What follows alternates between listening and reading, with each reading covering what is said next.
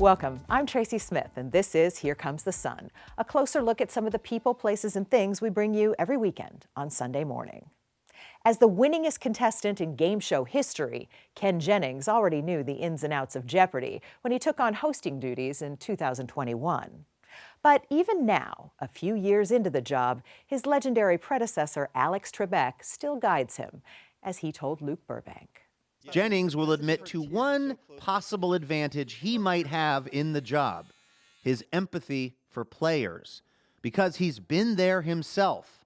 Still, Alex Trebek looms large. If I was ever at sea, I would just think, what would Alex do here? And often it was to do less. He had this amazing minimalist kind of light touch where he never wanted the focus to be on himself, which is such an unusual, beautiful thing in show business. I kind of feel like even now I want to be Alex Trebek when I grow up, because nobody's ever going to do that job as well as he did it. Later in the show, Ken Jennings on becoming the face of the beloved quiz show. When you're on a flight now, is it much more likely that you will get recognized as the host of Jeopardy than you would have as the guy who's really good at Jeopardy? There's been a real uptick. The thing I noticed that I thought would never change is people have actually started saying stuff like, "I'll take dumb political moves for $500, Ken," because I thought that would be, "I'll take dumb political moves for $500, Alex, for the rest of our lives." And it usually is. But occasionally I'll hear, Ken Jennings, and I'll think, that's really weird to go from being, just kind of a fun part of Jeopardy, a little onlooker, a single Lego in the Jeopardy universe, to suddenly becoming the face of it. Then, artist Stanley Whitney's brightly colored abstract paintings are the subject of a retrospective at the Buffalo AKG Art Museum. Contributor Alina Cho got a tour of the exhibit with Whitney and curator Kathleen Chaffee. This painting I thought was a failure. Really? Yeah, I put it in storage. I never showed it. Many of these works have never been shown in public. What do you say to the viewer who might look at these paintings and say, they all look the same to me? I would ask them if the colors remind them of anything. There might be a yellow that reminds you of a blouse your mother had. It's a way in and a way to spend time with them. And it takes you out of your everyday life and gives you a chance to occupy a different kind of space. That's all coming up right here on Here Comes the Sun. Ken Jennings was living a quiet life as a computer programmer, husband, and father when he took the test that would change his life, the Jeopardy contest test. The rest, as they say, is history. Luke Burbank led a Q&A about how Jennings went from an average guy in Utah to Jeopardy champion and host. The category is Famous Jennings. After being expelled from Jamaica in 1716, this privateer became the unofficial governor of the pirate republic of Nassau. Oh, I don't know this. It's one of my pirate forefathers named Jennings. Ken Jennings might not know his trivia quite like he used to. This is the ravages of time we're witnessing. Yeah, this is like watching me turn to dust and blow away in a chill wind. Ken Jennings, you are the champion, the greatest of all time. But that's okay if he's a little rusty, because these days Jennings gets to see all the answers long before he heads out on stage as the now host of his favorite TV show ever. It's kind of the plot of Charlie and the Chocolate Factory, I guess. A retiring leader of a franchise takes, 5 little boys and girls to see which one of them really loves his chocolate the most. And I was the one that didn't get sucked up the pipe or whatever. Alex Trebek. His Wonka, longtime and legendary host Alex Trebek, who guided the show for decades. Jeopardy. A show that turns 60 this year. As a young Mormon kid living in Korea, Jennings says watching armed forces television was his favorite way to pass the time. And his favorite thing to watch? Game shows, of course. I think it was just actually the gameplay itself. It was a version of the world with well-defined rules, where you could watch a few of them and understand the format. And as a kid, dealing with a confusing world, on game shows are different. Questions get answered almost immediately. For a right answer, there's a nice little ping. For a wrong answer, there's an immediate buzz. It's not like life, which is messy. Game shows are neat and fun and easy. In college, instead of following his dreams of writing, he opted to become what he calls a bad computer programmer, figuring it was the safe choice. He married his sweetheart, Mindy, started a family, and thought that's how his life would go. Hi, everyone. I'm Alex Trebek, and welcome to the Jeopardy contestant exam. When, on a whim, he took the Jeopardy contestant exam. When I got the call a year later saying, hey, we'd like to have you on in 3 weeks, I freaked out.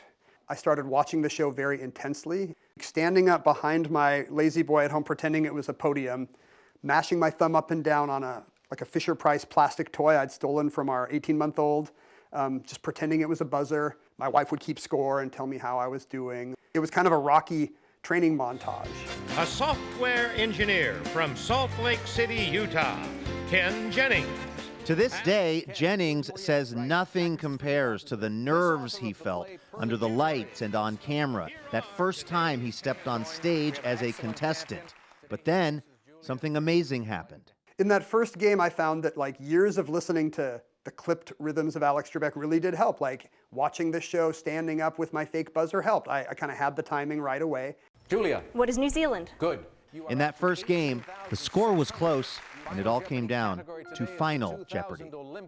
And I remember Alex accepting my response. It was about the Sydney Olympics. Who is Marion Jones? And I had just written down, who is Jones?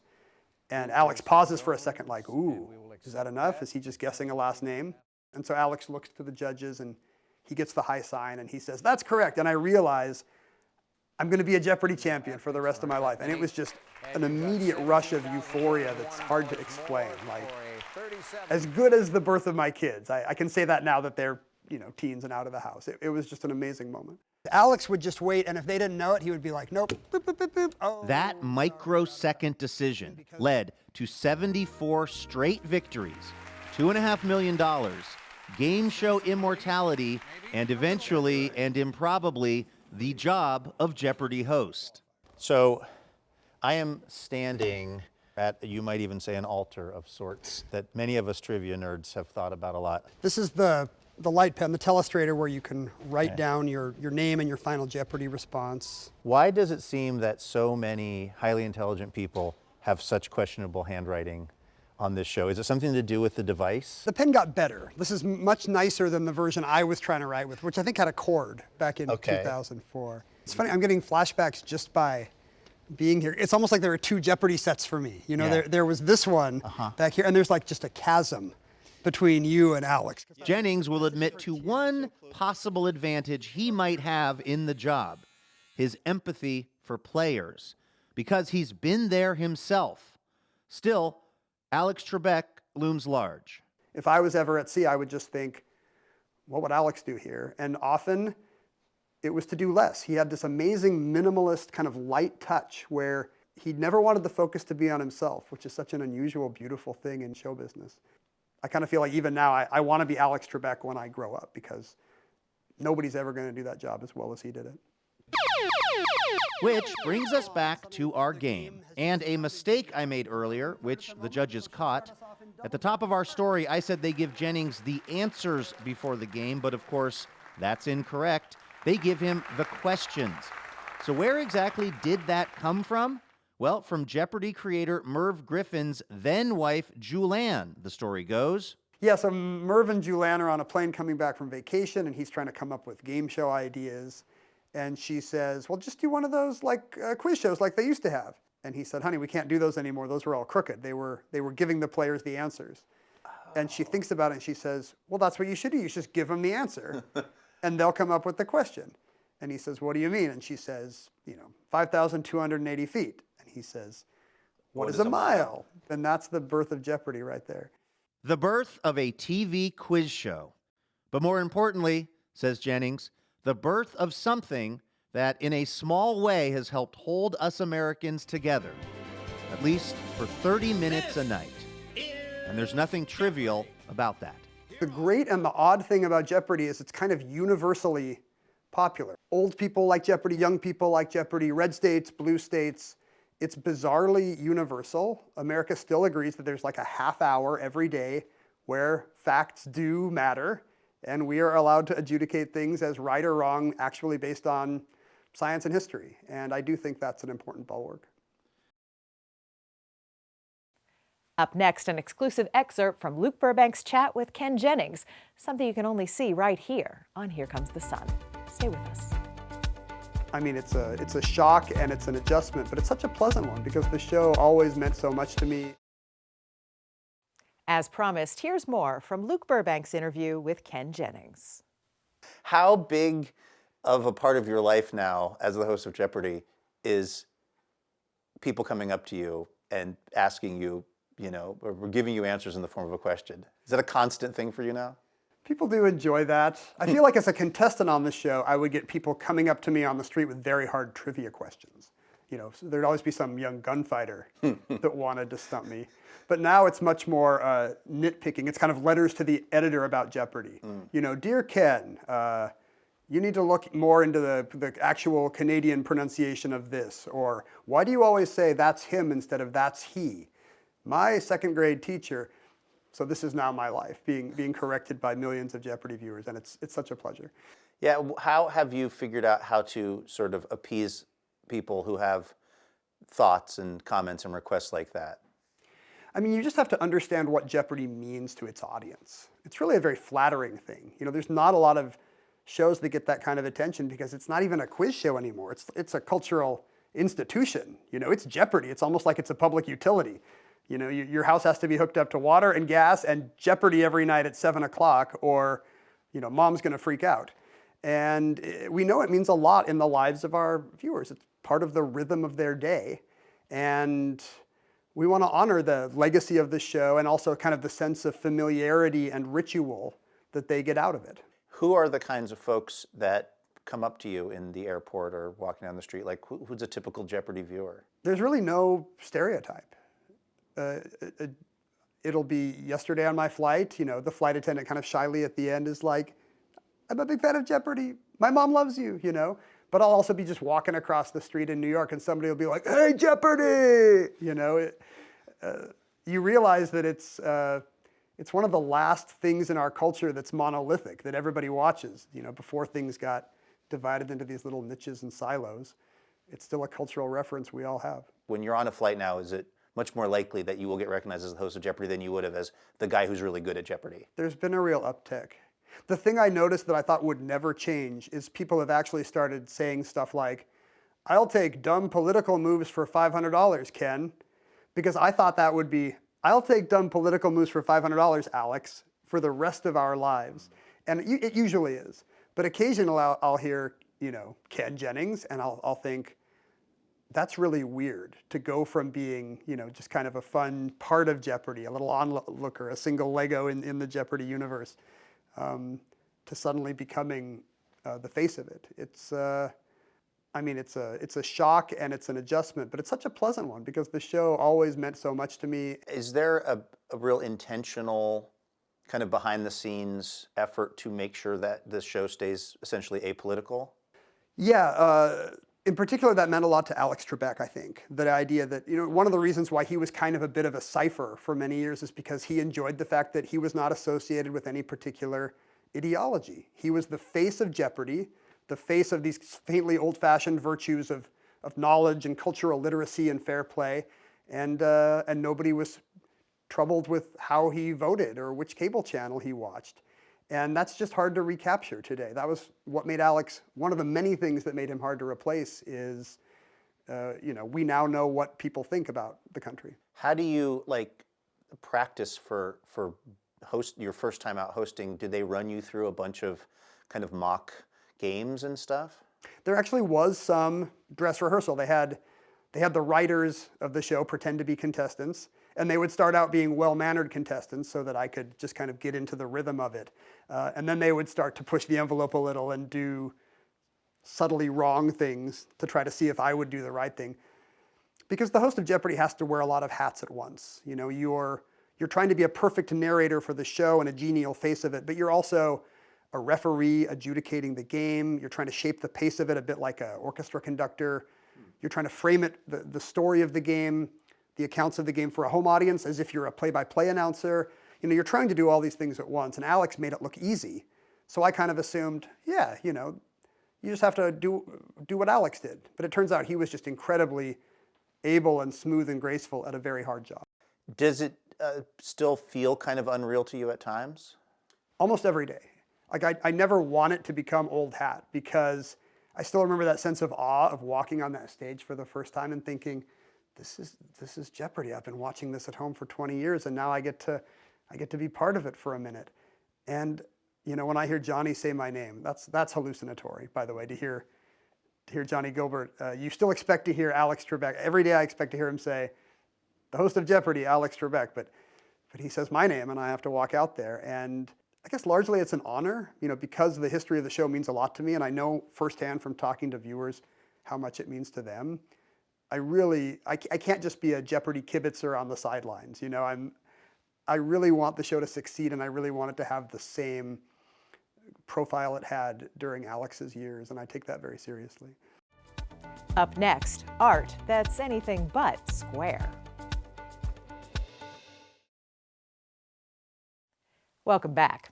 Abstract artist Stanley Whitney has been painting for more than 50 years. At 78, he's finally getting his first major retrospective after struggling for years to connect with audiences. Here's contributor Alina Cho. You can be certain that a morning at Stanley Whitney's studio will involve three things: an abundance of color, a familiar Miles Davis tune, and a deliberately ferocious brushstroke. For you, that first mark is the top left corner. Yeah, it is still. Why? Why there? It feels good to me. I don't know why. I don't, you know, you don't really worry about why. Why doesn't exist, or even how. It just is. The works that made Whitney famous are these colorful canvases, 4 horizontal rows of varying hues. But don't call it a grid, or worse, a formula. Describe it to me. Color. But the structure. Color. It's about rhythm. It's about space, so people can think clear or feel clear. Whitney grew up in a small black community outside Philadelphia. From a young age, it was clear he was interested in art. You know, my first devastation was going to first grade and realized I couldn't draw anymore. I had to start reading. Going to art school spared him from the Vietnam War draft. He moved to New York in 1968. Early on, Whitney focused squarely on making art and little else. The Black Panthers were asking what you're doing for the race. You know, what are you doing? And They wanted you to join the struggle. yeah, right. And I wanted to paint. So he painted and painted, yet struggled to find an audience. You had a tough time getting a break. Well, it was race. It was really race. Fed up, in the early 1990s, he and his wife, painter Marina Adams, moved to Rome. Inspired by the geometry of the Colosseum and the pyramids in Egypt, the abstract artist had a breakthrough. The stacking of forms, very basic things we think about, ancient monuments and the stacking. There's no space between those massive rocks, those massive blocks of the pyramids. Kathleen Chaffee is the curator of Stanley Whitney's first major retrospective at Buffalo's AKG Art Museum. And he sort of felt this freedom looking at that he didn't need to find landscape anymore. He didn't need to have air. He could allow his colored forms to support each other. She calls Whitney one of America's greatest living painters. He's 78 years old. He's been painting for more than 50 years. Why is this his first major retrospective? I think that attention and scholarship on artists of color is still something that's come later than it should have come. And for an artist like Stanley, I think that's definitely been the case. This painting I thought was a failure. Really? Yeah. I put it in storage. I never showed it. Many of these works have never been shown in public. What do you say to the viewer who might look at these paintings and say, they all look the same to me? I would ask them if the colors remind them of anything. There might be a yellow that reminds you of a blouse your mother had. It's a way in and a way to spend time with them. And it takes you out of your everyday life and gives you a chance to occupy a different kind of space. A look outside the box that Stanley Whitney hopes sparks something inside, too. What do you hope people will feel when they look at your work? Better. Much better. Much better. I'm Tracy Smith. Thanks for joining us. We'll see you here next time on Here Comes the Sun.